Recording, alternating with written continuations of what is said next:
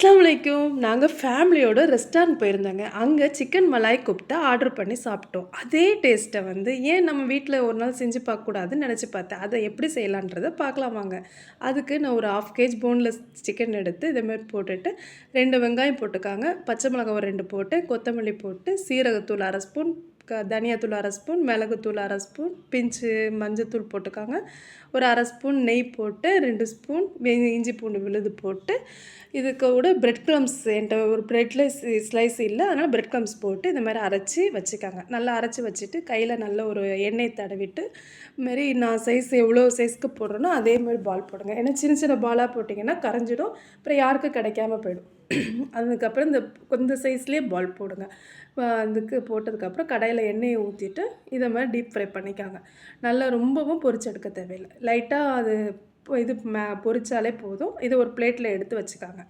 இதே கடாயில வந்து ஒரு 4 ஸ்லைஸ் வெங்காயம் கட் பண்ணி வச்சுங்க.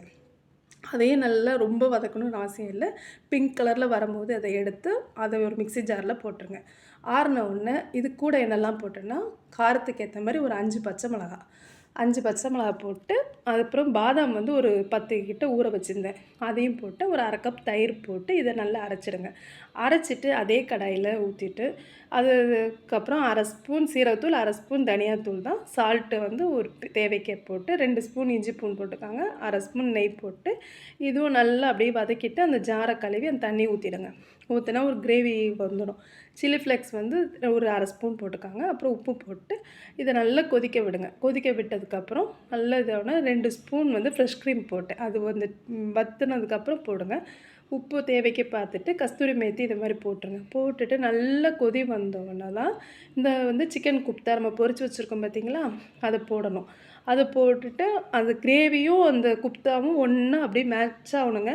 அதுக்கு வரைக்கும் நீங்க வெயிட் பண்ணணும். அதுதான் இதில ஒரு மெயின் டிப்ஸே. ஆனா தண்ணியா இருக்கக்கூடாது.